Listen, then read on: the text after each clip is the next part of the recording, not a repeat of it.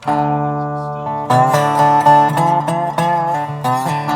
Kalamazoo's a really crazy city because like Bell's was one of the first microbreweries. Yeah, it's been around forever. You know, like, and it was like one of the first microbreweries making like thick, strong beers. You know, like I remember like Bell's and like Rogue were probably like the first innovators in that. Yeah, area. Rogue, Stone, Bell's. Yeah. It's like, to me, that's like an old school beer. So like I grew up like the first beer I ever got drunk on was Oberon, which was the summer wheat. It was actually called Solson back then, but they got sued. They got sued by the Mexican beer company Solson. Yeah, or whatever. And it's funny too because like when I moved here, Bell's was suing Innovation Brewing up in Silva. I remember that. No, that was, so like when I first got into brewing, that was a huge story, and everybody was like, "Dude, screw that guy. This guy Innovation is like a hallway. They make like." Even now, I think they have like 5-barrel tanks, which is extremely small. It's only a couple hundred gallons. Yeah. And for them, and we were just like back then for Bell's, somebody that was making, and you know why they were millions of gallons of beer. Oh yeah, because innovation. Their motto was innovative brewing or something. Yeah. It was like that's a fucking stretch. But I mean, they got sued a bunch by people for doing dumb shit. Yeah, so Larry Bell was a wild animal. They went through some crazy brewing history. I slept in Larry Bell's backyard when I was like 17. Like partied at his house. He was like between his like 5th and 6th wives or something. Like Kalamazoo was a trip, dude. So Kalamazoo had like 7 colleges. Yeah. Like, and then like also like the state psychiatric unit was like in the middle of downtown. And then there was like Upjohn, which became Pharmacia or some like big pharmaceutical company now.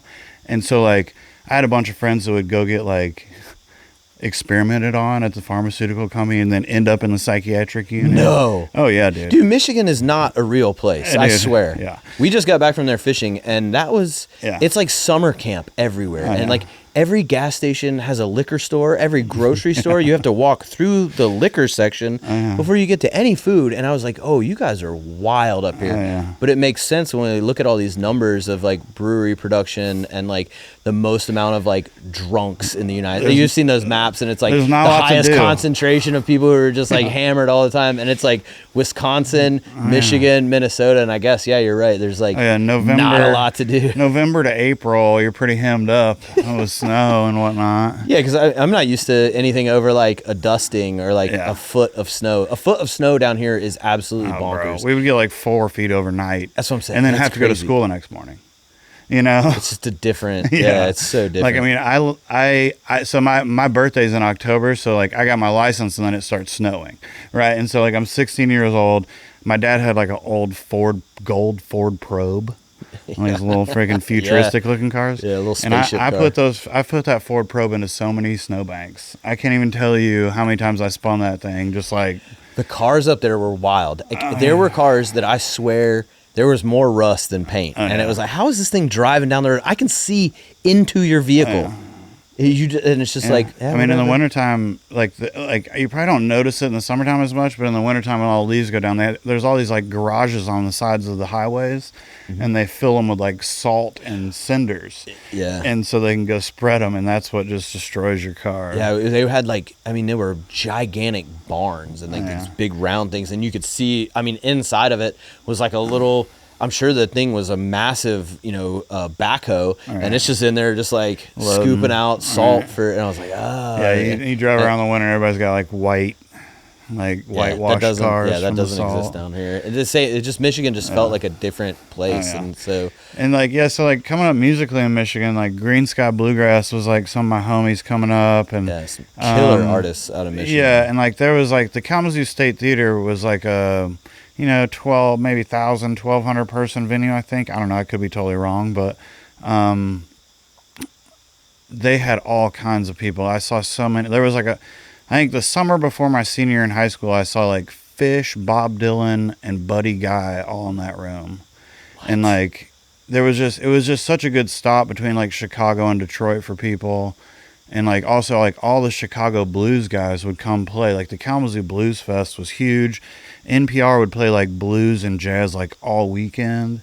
And so like I think that's really like staying up all night long, like literally cassette tape recording NPR, like all these old blues and jazz shit. That's kind of where I got my whole like blues and jazz foundation, I feel like. And also like like I say, the Kalamazoo Jazz and Blues Fest were both like very awesome. Like I definitely like went many years to all that. So like there was a lot of music and art, and like also like I feel like with like 7 colleges you have like a lot of energy, whether it be partying or like there's a lot going on. Yeah, and like I mean, dude, there was like Kalamazoo was like there was like always like house parties everywhere. Like, and like I was telling you, there was kegs of bells for $75, and we'd go like dolly them from the brewery to this house party, and like because it was your buddy's like, dad, right?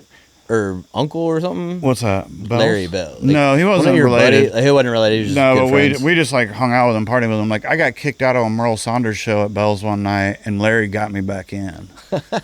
So Larry's like, yeah, no, we're not done having fun he's yet. Like, let's go. I don't care, whatever. That's hilarious. Yeah, and like I mean, like my going away party from Michigan, we had it in the warehouse behind the Rose Garden at Bell's.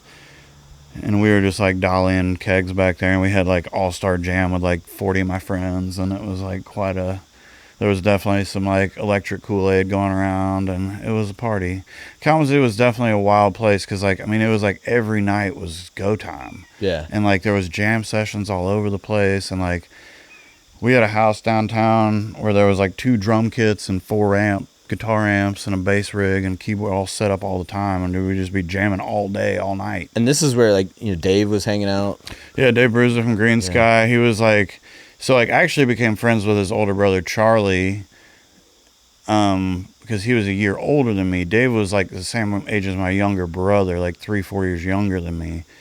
But then me and Dave got real tight, and then me and Dave started a band together, the Wakeshma 3, and we played a few shows. I mean, we were like 17, 16.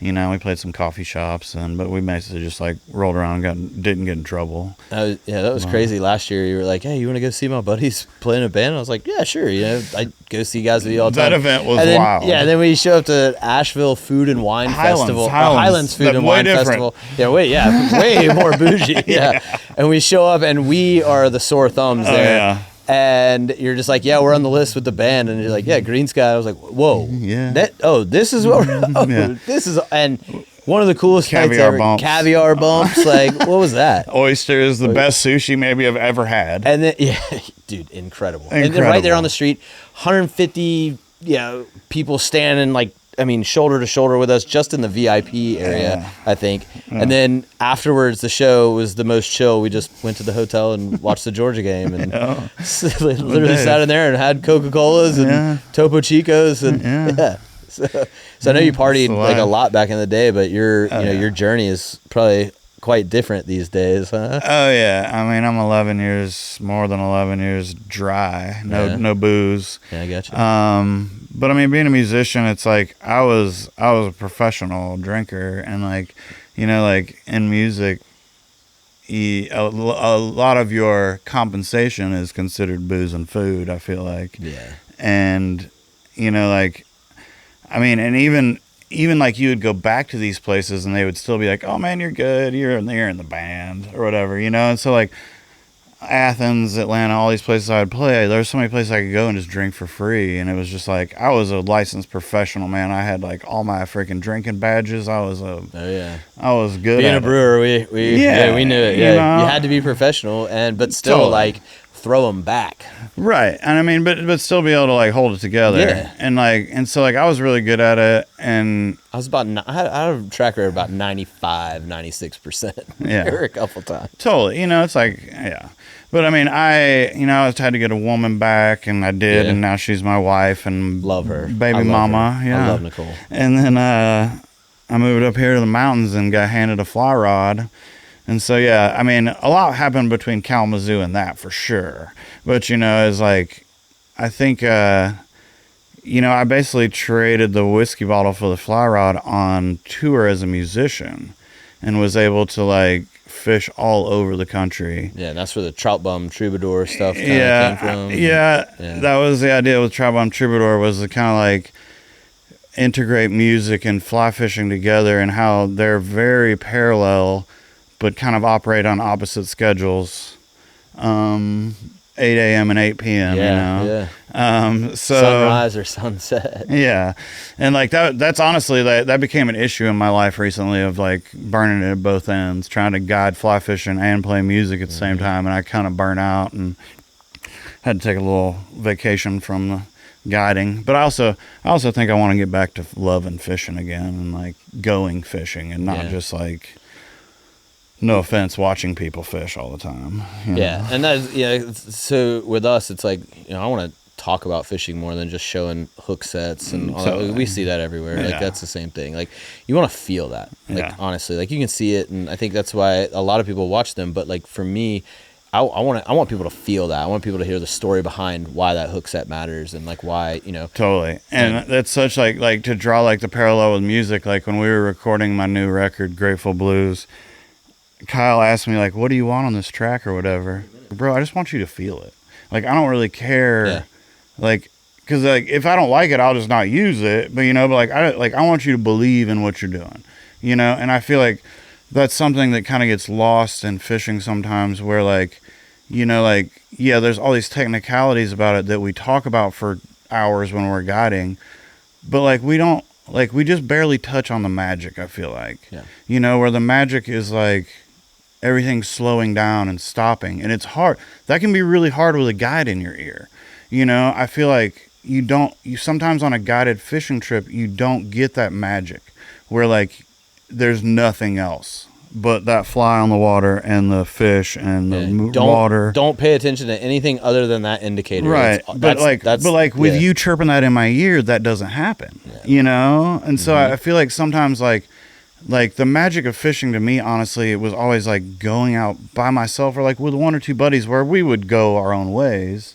Like we did the other day. The other day was awesome. And we all hammered great fish. Yeah, totally. And it's like... And it's high fives and... Totally. And like we're high-fiving from 300 yards up the river. Yeah, virtual.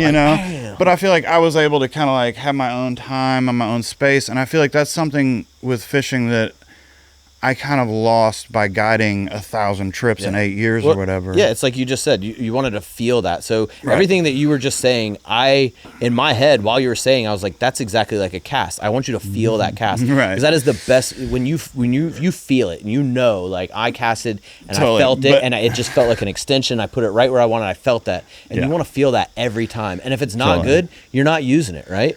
But see, I also think there's this thing. So, like, there's this old quote by Charlie Parker, old jazz saxophone player. He said, you want to learn it all to forget it.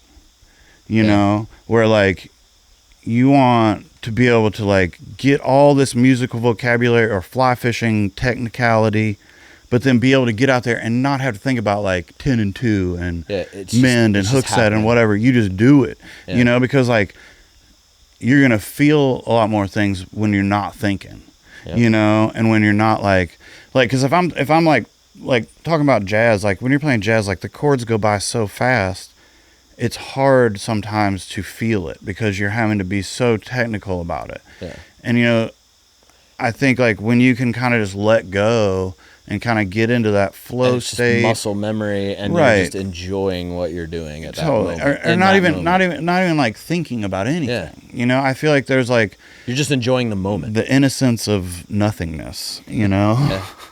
That's heavy. Yeah, I mean it is, but it's also true, and I feel like that's something I miss in fishing. Yeah, and that's for me getting out there. That's what it is. It's nothing. It's you, the fish, and nature, and there's no noise. Nothingness is so much. It's everything. It's everything. Right. Yeah, it's the like nothingness is all of those noises you're hearing by yourself on the water, and then and it's just you just go to a different place, even though it's not a different place, like because you only want to be in that place at that moment because it's so beautiful. And you're really on like a focused mission. Yeah. But like at the same time you're totally like. And maybe that's that place you're at, is that mission. But like sometimes the mission becomes like unspoken or like it's not really the focus. It's like sometimes for me fishing is just getting out there and all the freaking chatter going away. Because dude, the music business is so full of rejection and like people blowing smoke that are like, oh yeah, I'm gonna do all this shit for you and then ghost you. It's like so many times. I mean, the last podcast I did, I sat down and it was a video podcast with a dude in the UK, and his camera was on before I sat down, and there was a poster of Sons of Anarchy behind his camera shot. And one of the biggest traumatic experiences in my musical career was that I was like 6 meetings into having my music used on Sons of Anarchy. And then they just ghosted me. Like literally had like 6 production conversations, conference calls, all kinds of stuff with Hollywood jokers, and then nothing. They just vanished. And my publishing agent was like, I don't know, bro, they won't respond to me.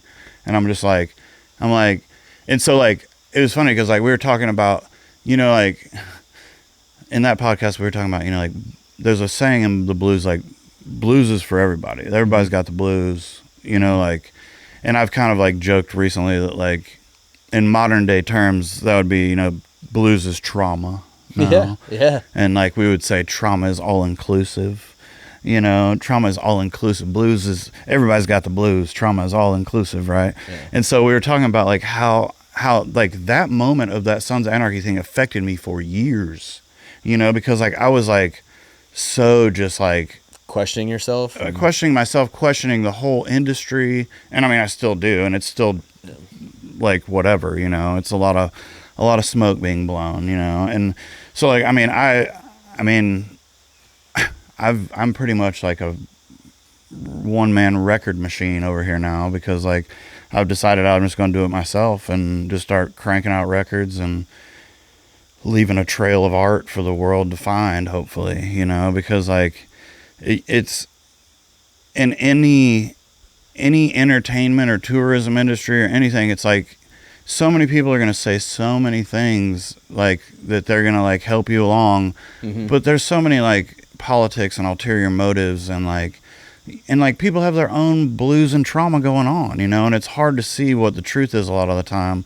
And I think it's hard not to get down on like your expectations being squashed, you know, because like when you say your expectations, like I mean literally like right now I have a music video premiering probably, and you know I think you got 10 minutes, right? And so it's like I try not to have expectation with it, like I want to see 1,000 views in 24 hours or whatever, you know, but like really it's like what I have done I am proud of, and really it's like it's so hard, but I really should try to be like, you know what, it's out of my hands now, you know, like this thing needs to have its own legs, you know. And so but that's really hard because like I want the energy to be reciprocated, you know. I want the audience to love it as much as I do, you know. And I think that that's something that's hard to not lay expectations. But you're upon. also a realistic person, and not everybody is going to love everything you put out. And for you to expect people to do that, you would be a psycho. You'd be a blithering mess. But you know, I'm like as an artist, you're super biased. For sure. You know, like you have just like years and years of rejection and trauma and effort and practice and all this stuff that goes into one 2-minute song that in reality is like a non-tangible piece of art. I mean, like you can't hold it, you can't look at it, you can hear it, but you can only hear it if something plays it for you. You know, it's like, it's a weird, like music is such a weird concept because it's like you can't hang it on your wall. Yeah. You know, I mean, you can hang the album cover on your wall, but like that's such a small part of what the actual package is. So I feel like, you know, it's like music is such a fleeting art, you know, where it's not like, it's not something that like can be dug up 1,000,000 years later. Yeah. You know, I mean, like maybe if hard drives survive 1,000,000 years, but they're not going to, you know. It's like, so like I'm trying to make vinyl and CDs and like stuff that will leave a trail of this thing I've created, you know, and hope that there's some kind of accessibility to the audience. Yeah. And like really it's like once like I already clicked the button. Like I've already clicked the button, I'm done. Yeah. You know, and I really hope that, you know, it can find its home, its audience. It's not a whole lot unlike when I would make beer. You know, you make a recipe and you make that thing and you write down as much as you want. It's still a living organism at some point. So it's going to do what it wants to do. But it was intangible. Like once you put it on drop, it's like, all right, now it's what everybody thinks. Like hopefully it's good. And like with beer, like it's gonna change. It's gonna change. And like and if I try and brew that thing 3 years later or whatever, like try and dig it up from the past, it's never going to be the same. Like you can give it optimal conditions. Totally. You can do everything exactly the way you did. Water, atmosphere, yeast, so much different. Yeah, you know, if your water source changes in 3 years, like who knows? Like there's always going to be some factor. Like you can get it as absolutely close as possible, but it's never going to be that exact piece of art that came out. Music, right? And like with music, like you hear a song differently every time you hear it. You know, no matter if it's freaking Freebird or Stairway to Heaven or whatever, it's like you're in a different place. You're in a different setting. Your perception has changed, right? And your mind's in a different place. Yeah. And I've like so much of my life I've used the term it's all relative to your perception. You know, and it's like changing your perception just a couple degrees, like moving these cameras just a little bit or moving this microphone a little bit. You know, it changes the whole production. Yeah. You know, and but like the slightest change of guitar string tension, whatever, you know, like it's like when I started playing slide guitar, you know, it's like it changed the whole guitar. It changed music for me. You know, I played fingerstyle for 25 years, and now you're running a slide, right? And it's like, guitar, and it's a whole different instrument to me. Yeah. You know, it's like I totally reinvigorated my whole career by just changing my perspective just a little bit and changing my pathway, you know, like just kind of like you did leaving the brewery. It's like, you know, it's like it's a choose your own adventure, right? It's like your perception is a choose your own adventure. Yeah, it's just scary. You know? It's just a scary thing to do because I think as humans, we get very comfortable in our situation and we realize like there's safety in that, but safety isn't always the best thing for you. Like I feel like, you know, it's a, you know, I mean, the best bet big, win big, or you can the best art, the best beer, the best whatever has been super like in left field. Yeah, you know, at first, right? You know, like jazz was like this shit is fucking weird. Yeah, you know, yeah, and then or like a sour beer or whatever. Yeah. You know, it's like this stuff comes from like so far out in left field. Yeah, that like. It might take a minute for people to be like, oh, I like this. Yeah. Or let's start leaving yeast in beer and make it hazy. Right. Wait, no, beer should be clear. And then now look at it. It's like one of the biggest things in the world. And I mean, I think, like, angling goes through the same thing of cycles, you know? Like, like the whole Euro nymphing madness. Microliters and like I can feel it. Right. It's all it's honestly not a new concept. No. You know, it's just been kind of like commercialized. I discovered that like fly fishing has been around since 200 AD. Yeah. It's the oldest form of fishing, and so it's like nothing we're doing is new. I mean, they probably didn't call it fly fishing. They probably just called it fishing. It was like cat gut string, a hook with some feathers on it, and then a reed from the marsh or whatever. And it was like cane pole. Yeah, like some scrolls. Which is honestly really close to Euro nymphing. yeah, exactly. Euro nymphing and cane pole fishing are like 6 degrees apart, you know, which is funny because like it's considered this like super technical way to fish. But it's really like very rudimentary. It's how I learned as a 6-year-old to fish in ditches in Alabama. Just high sticking. Just high sticking and bouncing with a line your little tied piece to the of end of a corn stick. down through or your little piece of worm. Totally. And then it with a little split shot on it, and that was it. And you would catch sunfish enough to have a fish fry with your family. And like, none of this is what we're doing now. It seems technical and scary, but like if you think about it, we've been doing this our whole lives. Like. Yeah, I mean, it's funny because, like, we're to the point in, like, fishing where it's such, like, a commercial business when, like, you know, it was such, like, a form of necessity to begin with, right? You know, it was, like, survival. You know, it wasn't, like, it wasn't this hoity-toity, like... No, it was, if you don't catch anything, you don't eat tonight, and your family might get real sick. And so, like, it's like you were fighting for your life with tying a fly. Yeah. You know, like that's a whole different perspective than trying to get a client a couple fish. Yeah. You know, and I think like I think about that sometimes, like going out, like, you know, what if the grid does fail? Like, could I catch enough fish to live? Oh, absolutely. I mean, I don't know because like I mean, like how many other people are going to have that idea, right? And like how much of these fish, like what is going to be here when there's no stocking trucks running, you know? And like I mean, it's like. Well, I don't really want to get into that. I don't want to get into that, but I think some people would be like, well, there's just no fish. And it's like, well, you just don't know where they're at. Yeah, and I mean... Because they're still going to naturally reproduce. We see the wild fish population. Like, they will naturally... May not be in North Georgia. Not enough to eat, probably. Not enough in North Georgia, but, like, you know, there is somewhere, and I think at that point, like, if you had to get there and, like, get to Alaska or something, you would be able to survive. Yeah, and I mean... There's a lake an hour north of here that has like more species of fish than. Yeah, I mean, we just know how to get them. It's also like if the grid goes down, we probably don't have gasoline, so it's like I don't know. I think about these things. We're stealing horses. Yeah, or driving my tractor. I don't know. We're gonna start making biodiesel and just convert all our tractors. Making biodiesel from my tractor. An army of tractors. Like who's gonna mess with it? You just got these crazy armored tractors and stuff. I mean, I figured I got to block the bridge with the trout truck down there. So, dude, we would block the bridge with just like that barn.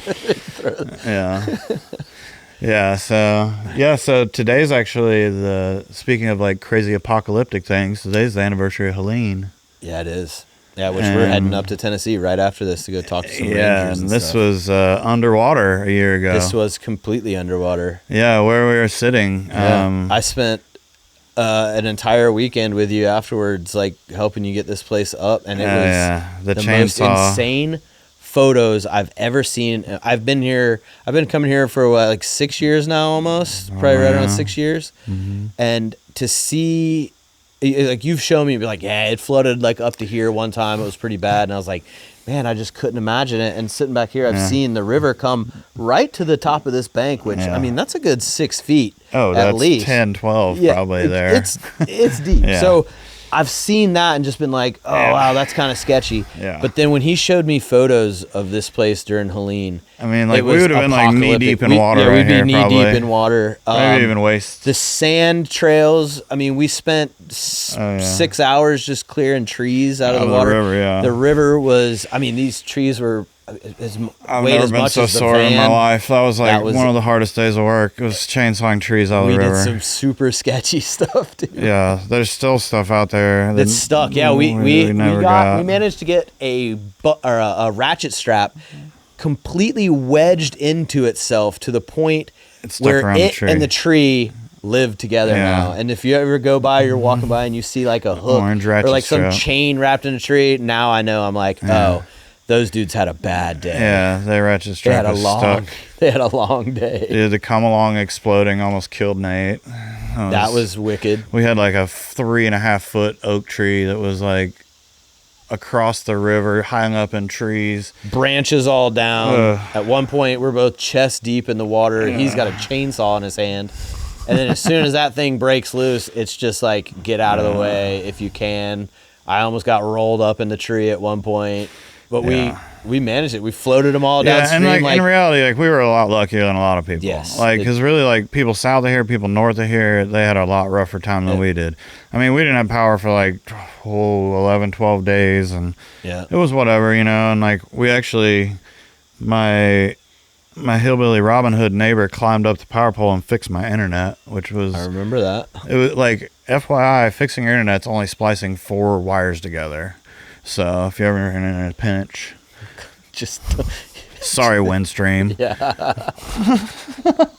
We do not condone stealing internet. I do not care. Or fixing your own. I mean, but up here, it's a necessity. Like, you have to. You're so far. And at that point, there were so many trees down, and it was so hard to access. The crazy thing is they had already come through the whole neighborhood and fixed everybody's, but they missed it.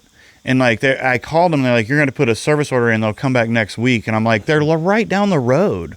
Like, can't they just come back and fix this? And I went down there and talked to them, and they're like, no, sorry, we can't. That was such chaos. All right, fine. I'll just climb up there and fix it myself. And then your little mountain road here became a massive detour. Yeah, because the road to Highlands was washed out. It was just the road to Highlands. The road to Highlands, okay. Yeah, Highlands has like 4 roads in, and the one going from Georgia up through like Scaly Mountain and Sky Valley had a washout, which actually they let people drive on for like a month, and then they were like, oh, this is not safe. So like a month, and it was just because it caved one lane of the road, and they let people drive, like had like a traffic signal so you could go. But then like, so they go to start fixing, and they're like, oh, no one should be driving on this. Yeah, this is terrifying. And like, so there was like probably 8 months of this road out here being like the Highlands Thoroughfare, and it was not fun. Wild. I should have set up like a dang truffle fry stand. I mean, this road is like this, and these 18-wheelers are constantly like shortcutting the corners and tipping, and then they quit. They were like, nope, no more of that. Sorry. $5 General's trucks got stuck, and I'm not even joking. It was like 7 trucks got stuck, and 5 of them were Dollar General trucks, which is kind of hilarious. That is pretty hilarious. But yeah, so... But yeah, I mean, it changed. I mean, it changed so much of like the landscape of a lot of things. I feel like in this kind of like Appalachian region here, where like, I mean, there's another hurricane brewing right now, aiming for us, right now, and it's like, I think people are going to be a lot more, because I mean, I've owned this place here at Hatch Camp for 8 years now, and it never, for the first 4 years, it never flooded.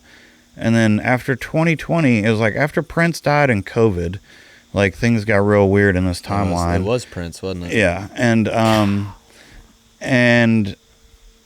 I think, I don't know what's happened, but like we've now had like 5 floods since 2020 here. You think they just figured out how to actually control the weather? No, I think that the global warming is a thing, and it's like causing more hurricanes. It's like, I mean, if you think about it, so you already have these weather effects in Atlanta, say, like they call it the concrete effect, where there's so much concrete that it holds heat, and it traps that heat for way longer than this or up here, it would ever hold it. So I've heard this thing where it was like, these things, because they love that warm air, that they're actually being sucked into these cities because of that heat. I mean, it's hard. It's crazy to think about, like, what would this world, what would Georgia look like if there was no development, or like, because I think about like the Tallulah River here, like how amazing of a trout stream it probably would be if there wasn't 4 dams in the way. It was incredible, right? Same with, like, Middle Tennessee River. It parallels the Nantahala pretty much, and like, I mean, it should be like, if the Tallulah didn't have 4 dams in it and a bunch of millionaire mansions on it, it would probably be. It's one of the prettiest rivers. Yeah. Like when you walk up that thing, you're just like, how are there not fish here? And like, if the lakes weren't there, it would probably be really big, like the Chattooga down there, and like be so amazing. But we had to make power plants, which like some of those aren't even running anymore. I know. But they're blowing up dams slowly around the world. But yeah, it's like I think about like. What would like all these trees really look like if they weren't cut down, and what would this river look like if they weren't? It would be almost damn near impossible to get around. It would probably be like the Amazon or something, like just like an old Amazon. Like Appalachia would probably be a lot more jungly if it hadn't been logged, and like if it hadn't put cement roads. Weren't we talking about that everywhere. when we were driving out of the river the other day? We were just looking at how steep those hills were, and like having to, like, if we had to climb out, where you're just like, man, look at the other side of that. Like how scary that is if you were stuck in that. Like, and we're not even in we're like in the bottom end of the Appalachians here. Like we're not in the Virginia scary. I also think the Chattooga is a mighty, mighty force, and it created some crazy ravines up there where we were. Because like. There's places Tallulah up there as well. Like when you're driving down that road, like there's those fall offs and those giant boulders that are stacked up. Huge. Like, what force was coming down that moved that? Yeah, insane. I mean, water, and like just back to Helene. It's like, I mean, we lost 3,000 square feet of bank over here in Helene, probably like bigger than our house, got washed away. Yep. And it's like, it's crazy to think about that happened in like 24 hours. Yeah. How fast landscape can change. Yeah. And the power of water. I mean, even just like my original stage getting washed away with Hurricane Irma or whatever back in 2021, I think, and just like seeing what water can do and how like. It doesn't care. It doesn't. No, it does not care about your structures or feelings. And you see all these people trying to build like these crazy retaining walls and all this stuff. And it's like water will just go behind that. It's like. I don't know. It's wild to see like it will take the path of least human development, and it will make it easier as it goes. Yeah, and like how much it affects our fisheries, and like I mean, this creek probably wasn't full of sand when the white man showed up. Yeah, this creek was probably very rocky and pebbly, like no erosion. Yep. But all these farmlands and mowing and roads and stuff. I mean, there's people that have their driveways that go through this creek. So it's. It's crazy to think about what this fishery would be like in like 1400 or something. Yeah, and then you got the state basically calling this like the back country now, and like like this like, which is really cool that they're trying to keep it more preserved, because it is like when you get back there and up where we're at right now, when you start getting back off these service roads and start hiking down, like it's extremely beautiful and it's super scenic, and we've got some videos like we'll post up and show everybody, but it's incredible. And you get out there and it's very much like we're in awe. And we've done the moonlight camping trips when the beaver moon comes out, and I swear it's like 1 a.m. and it's like fishing at 10 o'clock in the morning, and it's man, we live in a wonderful place. Dry flies on the moon. Don't get me wrong, I love this place. I just kind of always wonder, like, what would it be like before human development? That's a beautiful thing to think about. But then also like super sad. Like, how can we kind of help it get back? Yeah.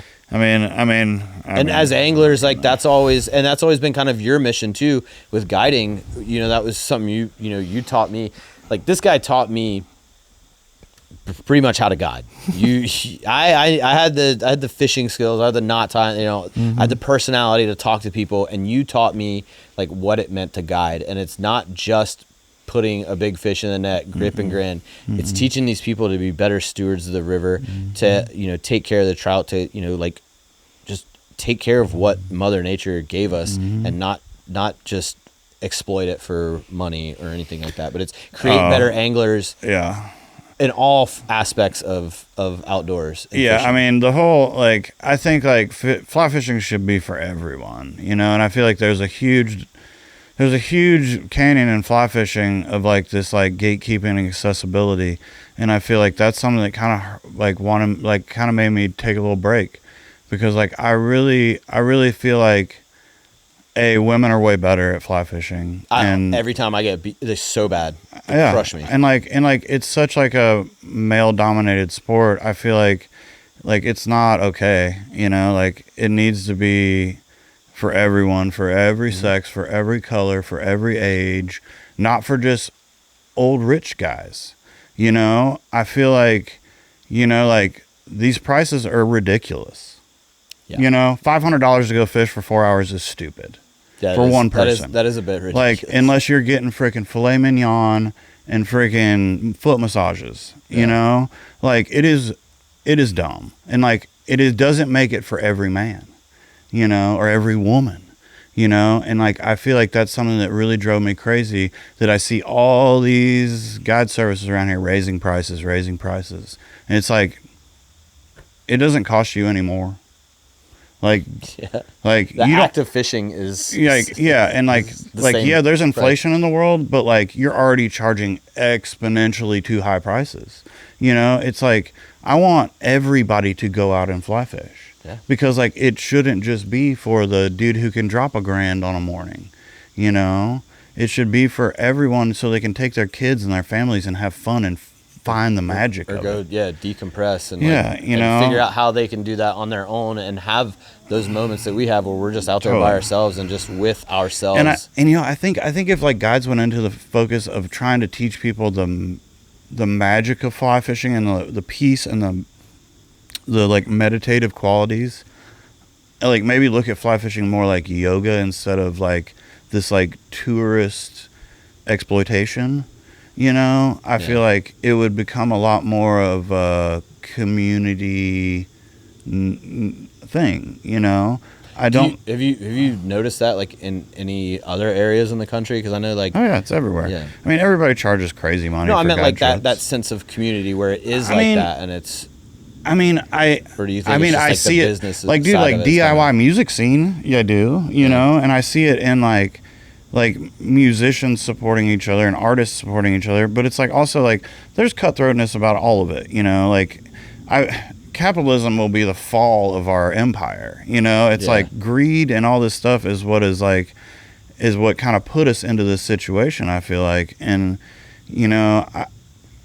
when I started this business, I looked at all my regional outfitters and guides and started at 50%, because like, and I really only rose my prices like $20 in 8 years or something, because like, it should be for everyone. Yeah. And like I don't think I've ever said no to a charity guide trip. I've never said no to a charity event down here. Yeah, like fly fishing can be used for so many good things.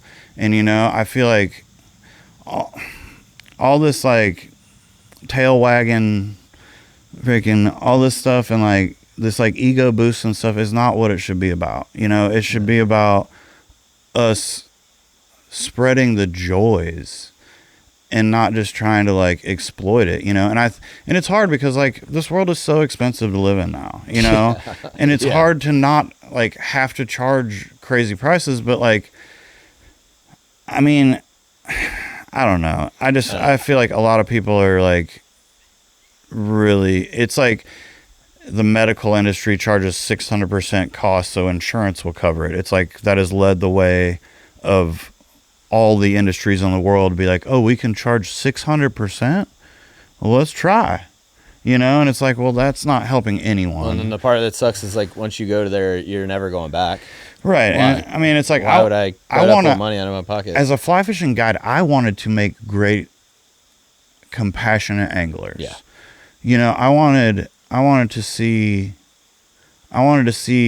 you come out of it a better fisherman, but also someone that has hopefully gained a few degrees of respect for the environment and the habitat, and I think that was my main mission always, and not making money. And that may have been my downfall.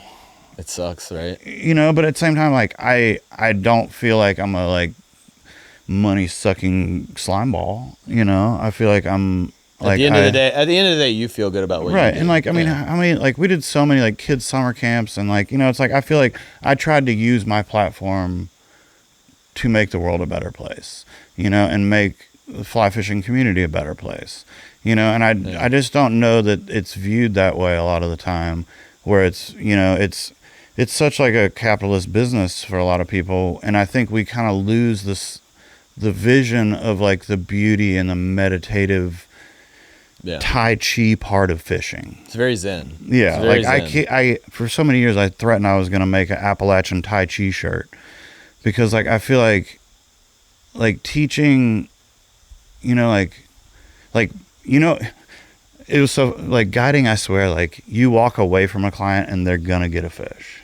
Yeah, like giving them some space, giving them that time to like do their thing. Understand what their body is doing. And not being like, no, and I think there's a fine balance with guiding about like being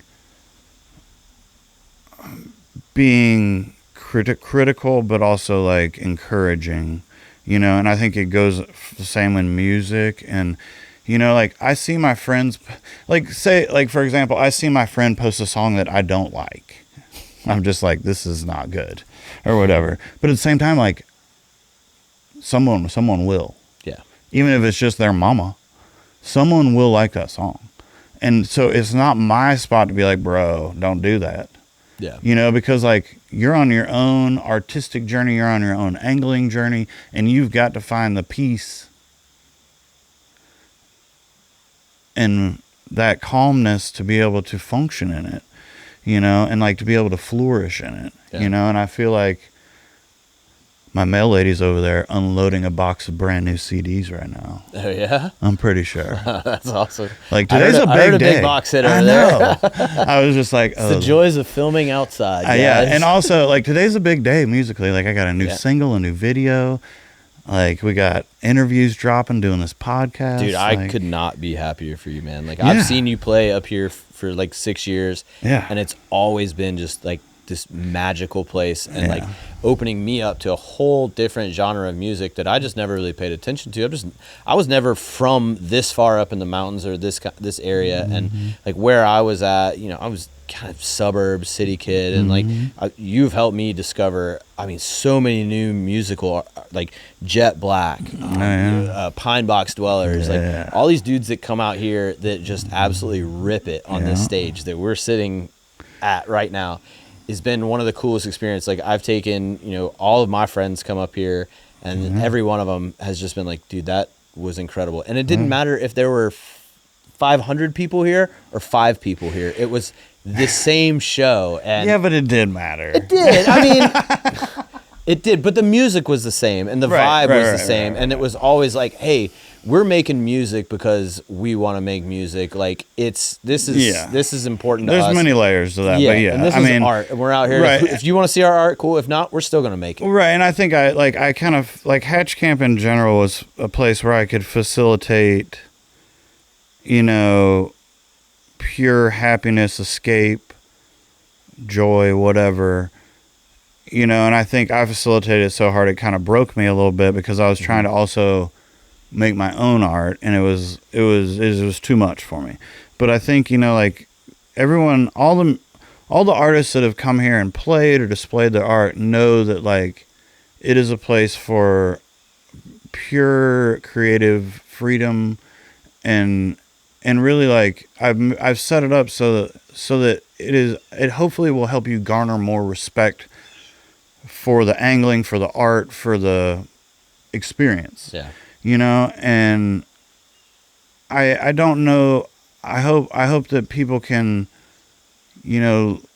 remember Hatch Camp and come back here whenever we fire it back up to like know that like this is not a capitalist endeavor. It never has been. It hasn't been. It's always been something to facilitate for you. It's never been about me and my family. It's been about trying to create something that was an art form to get people out of their everyday ruts or routines. Mm-hmm. Facilitation of escape or whatever, it's like kind of something I talked about facilitating, and like I kind of have gone into like my own facilitating for myself right now because I needed to like put out this record and all this stuff. But I hope that like that, like that fire can still burn within the angling industry and the music industry around here where, it's not about, it doesn't have to be about money. It has to be about joy and getting out of the oppression of this world, and just the oppression of all the bills and jobs and all the things, it's like, we as humans have the ability to change our perspective, and sometimes it's very hard. Trust me, I am not the poster boy for that. But like, just going fishing the other day helped me a lot, and like just getting out of I've been like so deep in like sending press releases and trying to get this album out to people so that hopefully as many people as can enjoy it. Yep. But that is I was telling my booking agent last night, I probably got like 10 bites and 600 press releases sent. Like, that is depressing. Yeah. Like, that is a hard thing to do, but that's just how it is in this industry. It's a numbers game. Right. And like, I mean, that's 10 more than I would have had. Yep. And like really a lot of them I'm really excited about. Like we've got features in Athens and Atlanta and the Grateful Dead hour, like things are happening, that like, that's awesome. That like Sirius XM Grateful Dead? Yeah. October 12th, awesome. Or I think they're going to play some of the new album on the Grateful Dead hour. So yeah, but I mean, I believe that when it happens. It's the same thing. It's like so many people have told me that stuff will happen and it doesn't, and it's like, so I'll just believe it when it happens, and if it doesn't happen, just delete this out of the podcast. Yeah, we can edit. But I would love to go back and be like, look at this. Like, this is called manifesting. Totally. Yeah. And like, I mean, I think I've been, that's something manifestation has been something I've been hot on recently. I've been trying to like, for so long, I wrote songs that like would come true or the opposite would happen. And so I was like, I'm going to write a song about finding peace and happiness and playing at every place I want to play, and my family being safe, my family being safe and happy, and like, I just wrote a song the other day that like, that was like, I had like 4 focuses that I wrote into that song, and it's all just like, it's all happening. I mean, I don't know. It's out there in the world now. There you go. Whether it happens or not. You got like tours coming up. You got, yeah, that's something that me and you talked about years ago. Right. You know, we've been talking about years. We've been talking about this album for years, and you were like, I'm going to do it. And then you did it. And it's awesome. You've been sending me the drop boxes and everything, and I listen to every single one of them, like wherever I'm at. And they're killer, dude. It's a good album. And it's like, I mean, I hope people enjoy it, but it's also at the same time, it's like,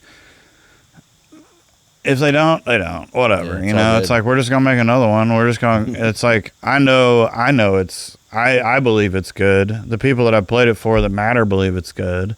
So if y'all don't like it, whatever.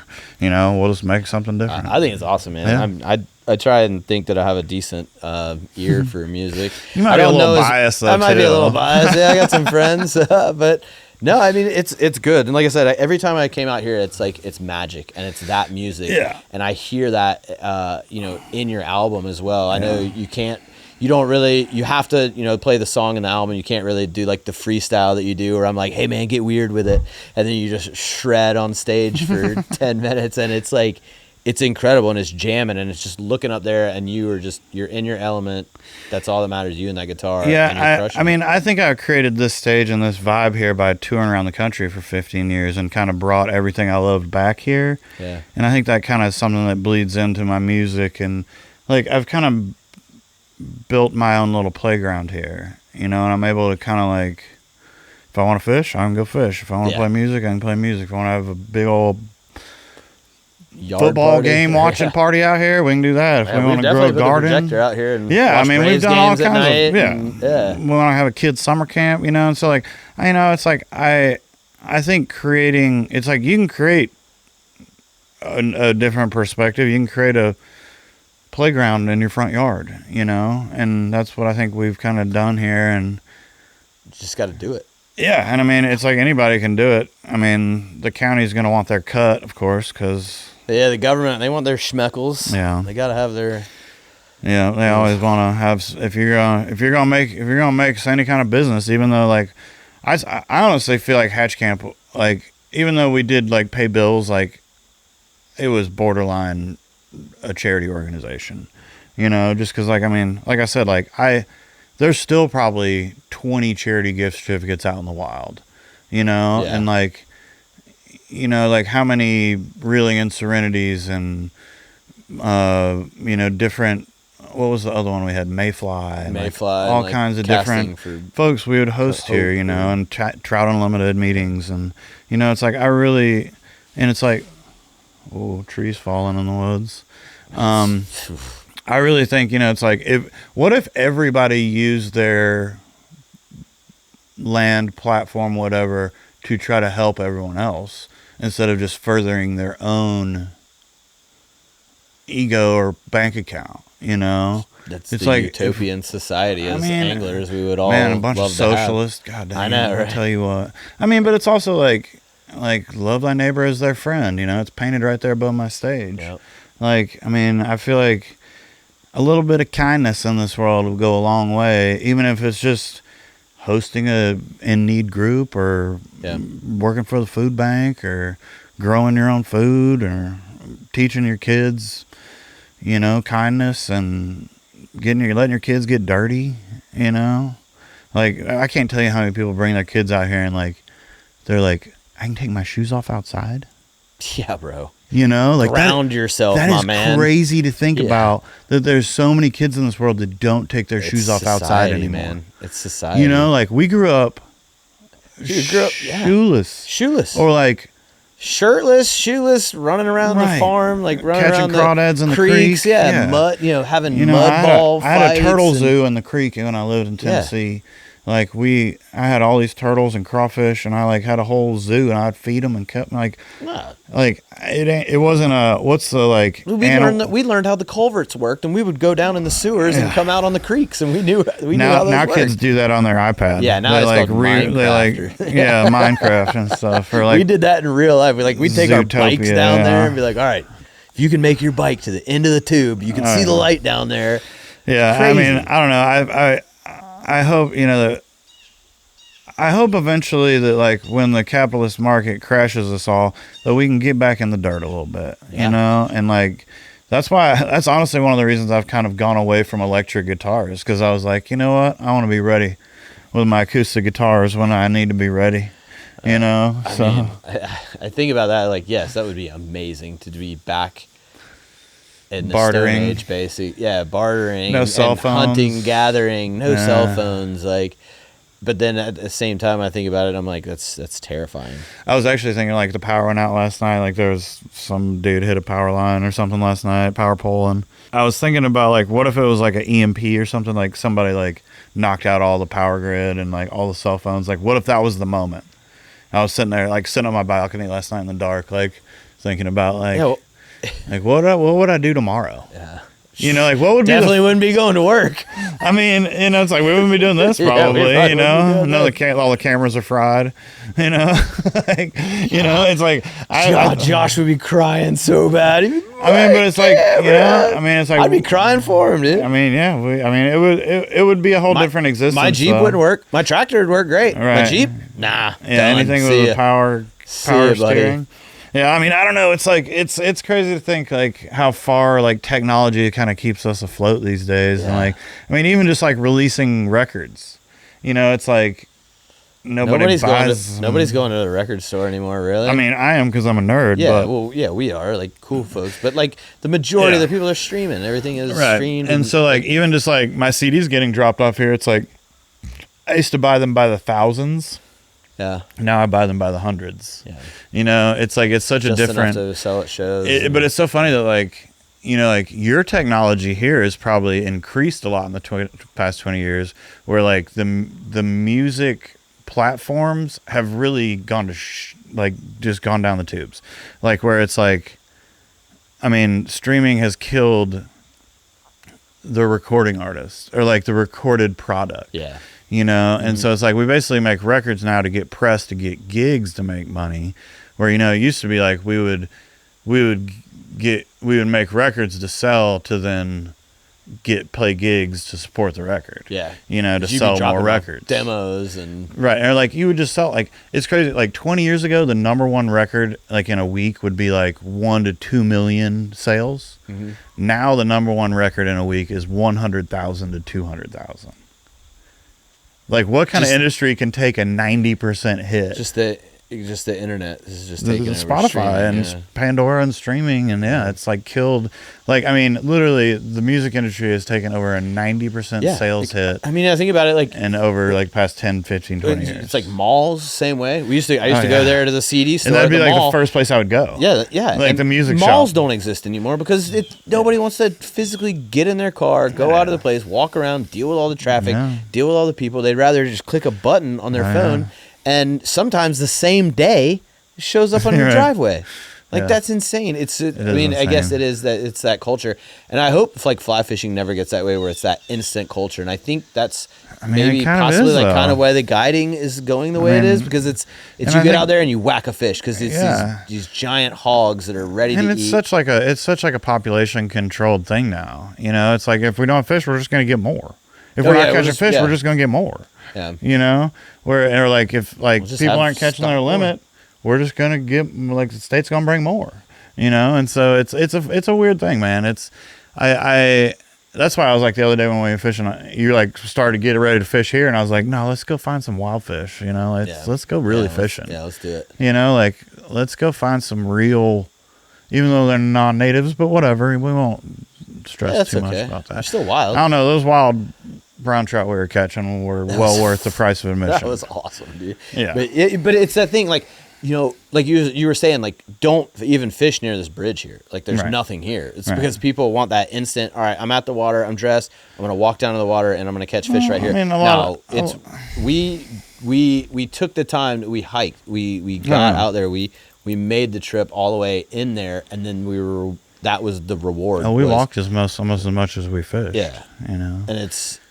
But that was the rewarding part, and we're catching these beautiful, just neon red spotted browns up there, and in these canyons that are just like phenomenal views up there. Yeah, there's like no access except for hiking your way in there. You know? Yeah, hike your way in there, and then you're rewarded at the end with a giant 20-foot deep pool that you could swim in and hang out all day. There's a beach back there, like.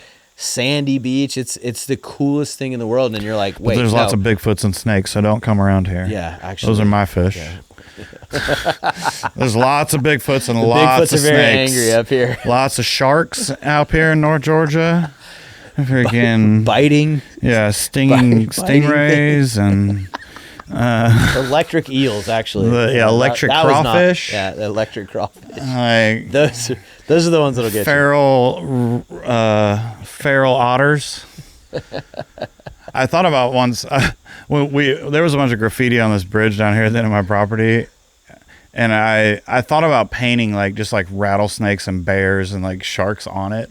Just like very because at first I was like, we should paint some cool trout on here. I was like, that's a dumb idea. Hey, there's trout here. I know, a lot, and they're big. You should put rattlesnakes and copperheads. And, yeah. Beware of the 40-foot snake that lives under this bridge. Yeah, Bigfoot's watching you. Yeah. I honestly thought about we should just cut out a bunch of Bigfoots and put around camp. And then maybe people would be not a little sketch to come down in here. Dude, that would be funny. They're and do like the Home Alone thing where you put them on an RC car and they kind of drive through. Yeah, you got them. Yeah, I think Bigfoot are the what am I trying to say here? When you put a fake owl or something in your tree, but Bigfoot are for humans. They're human repellents, repellent statues. Yeah, it was, we were in Michigan and they had a coyote by the creek. Or by the lake we were staying on, and every time I went down there, I was like, "Good God, the coyote!" And it was to keep the geese away from the bank. And I'm like, "Oh yeah." Yeah, I've read we have a lot of heron that eat our fish here, and I was reading about how you could put fake heron around, and they wouldn't go there. The other herons wouldn't say no. But I could only fake heron I could find were these bougie garden bronze things. I was like, that's not what I'm doing. No. But then I was searching around on the internet and I found these zombie flamingos. They kind of look like I don't heron. think I'll ever refer to a heron as anything other than a zombie flamingo. But I thought about putting zombie flamingos all over down the river. That's that'd hilarious. be pretty awesome. All right. Yeah, I'm going to say that next time I'm there. They'll be like, that's a heron. I'll be like, no, that is a zombie flamingo. Yeah. I saw that buddy. It was literally a hollow, people Makes have sense. the flamingo yard art, but it was for Halloween time or something. It makes sense. I was like, that'd be That's pretty hilarious. funny. Yeah. And it was kind of a similar color, blues and grays and stuff.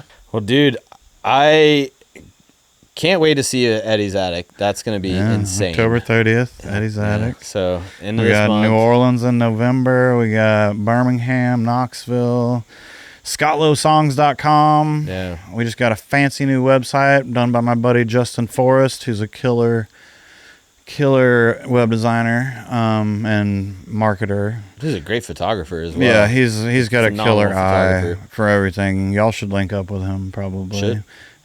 Give me his contact. We'll he worked for Crescent Kayaks for a long time. Oh, nice. He was their head of marketing for a long time. Mm-hmm. He actually got Billy Strings a Crescent Kayak. Really? Yeah. Well, we need to hang out with him for sure. Let's set that up. A freaking fully loaded bass kayak.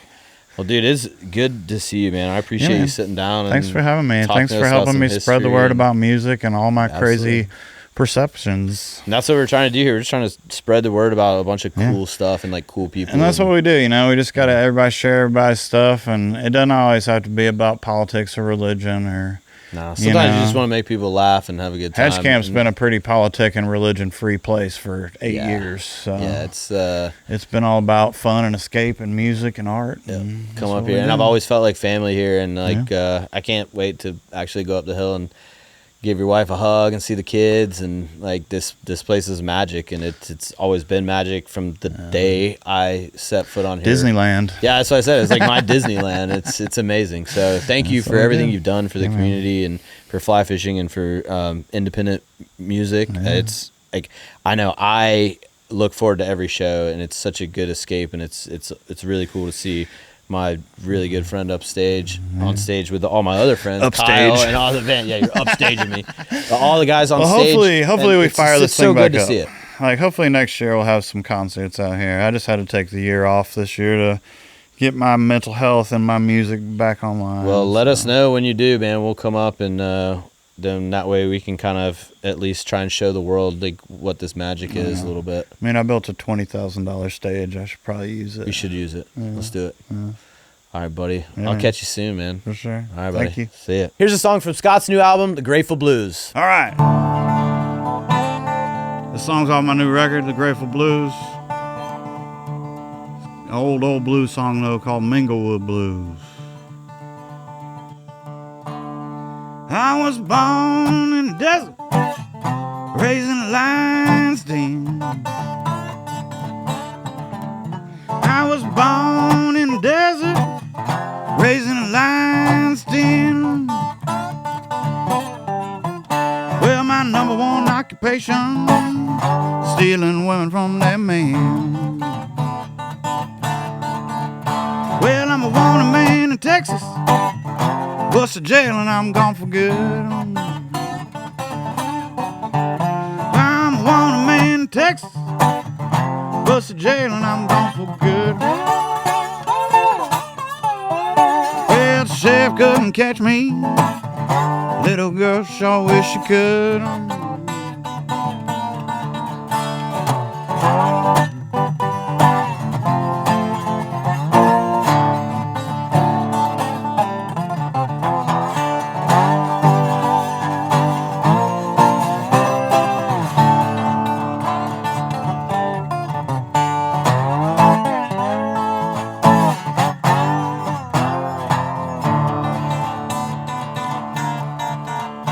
Well, doctor call me crazy. Some says I am, some says I ain't.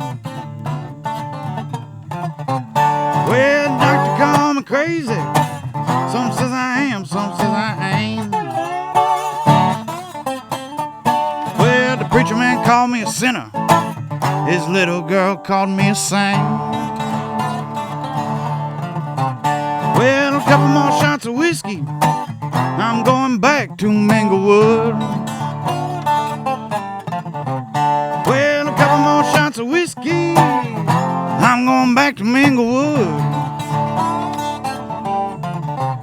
Well, a couple more shots of whiskey, I'm going back to Minglewood.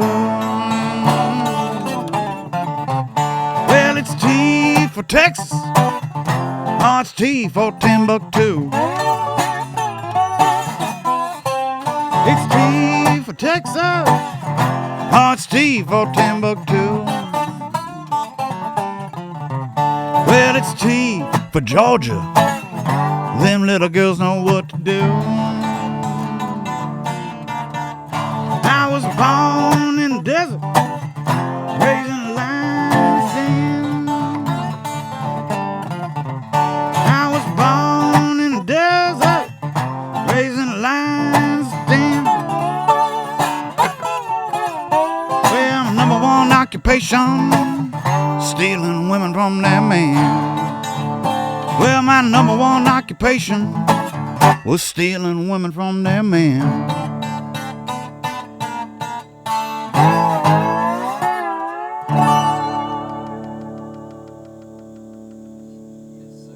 Yeah.